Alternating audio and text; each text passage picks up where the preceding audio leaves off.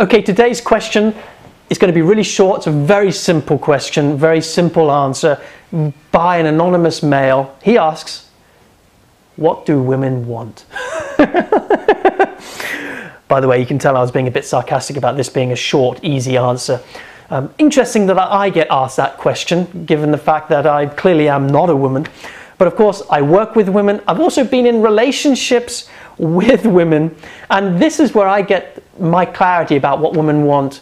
I get my clarity from actually noticing the reaction of when I don't give women what they want. So in other words, guys out there and women who are interested, my answer is basically the combined experience of all the times when I've completely messed up.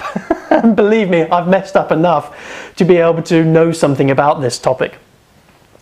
Now, it's all very trite to say, you know, what women want is love. But let me just be a little bit more defined about that, because the way men think of as love and what women think of as love are very, very different. And I also want you to bear in mind the following. When I say what do women want, we've got to understand that we have different energies inside of us, masculine and feminine, and we contain both. And therefore, when I say what do women want, this is what does the feminine side of us want? Knowing that you could at any moment activate a more masculine energy which wants something completely different. So please don't think that I'm stereotyping here by saying that all women want this. It's not the case. But if you're looking at what does the feminine essence, the feminine side of us want, well, we can look at that a little bit. Again, this is not exclusive or exhaustive in any way. It's just first few things that pop into my head when I hear the question. Now, let's define love, because I said men and women will look at love very, very differently. In terms of men, for example, a lot of men see love as something that they do. It's something that they kind of offer in terms of actionable, kind of like tangible things.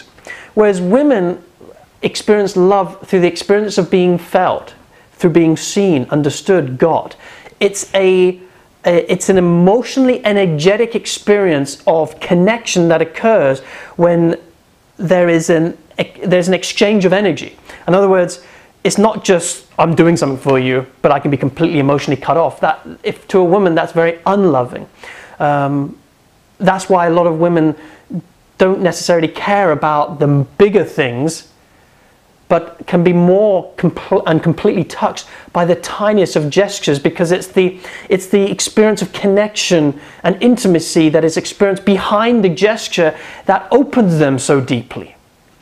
And it's that experience, as I said, of being completely felt. And being felt means this: I feel you, and when I feel that you're receiving me, it feels as if I am being felt by you. And so when I feel you and I feel you feeling me back, in that moment we have a complete connection of energy. And in that is the feminine definition of love, when I feel felt by you. Feeling felt by another is one of the most awesome experiences, but it requires two open hearts to do that. So in other words, what do women want? They want a man who's open enough to give them heart-centered emotional love. That's from a deep, clear, present place. That's, you know, that's being a little bit more specific about the type of love. Also, the feminine side of us, what I know really pains women is ambiguity in their men. Ambiguity is the indecisive lack of clarity, not knowing, and not feeling chosen and claimed. It's so important that women feel a sense of it's not a sense of security like don't ever leave me, don't ever leave me. I'm not talking about that frequency. I'm talking about the frequency of you're mine. I choose you. And the honoring and feeling adorned and adored by their man, where in the moment their man is with them, they feel like they're the only person in the world, where they feel like you're really with them.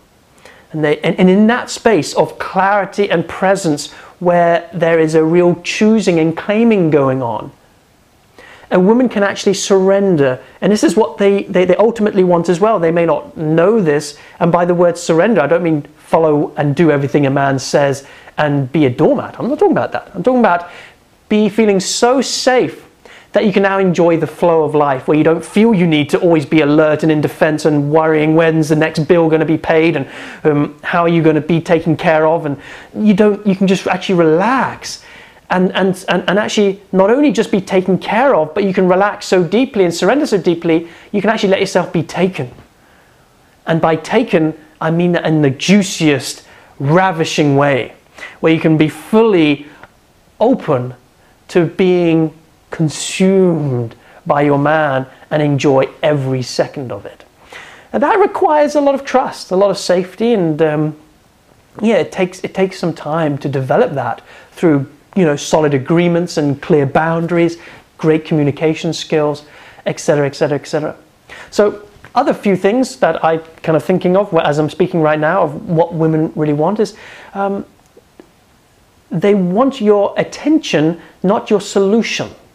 In terms of when you're communicating, a lot of women just want to be heard, really. They just want a sounding board. They just want to kind of like speak and exchange emotion and feelings and not have each of their statements be refuted with some kind of logic, some kind of analysis, some kind of sense of whether it makes sense or not.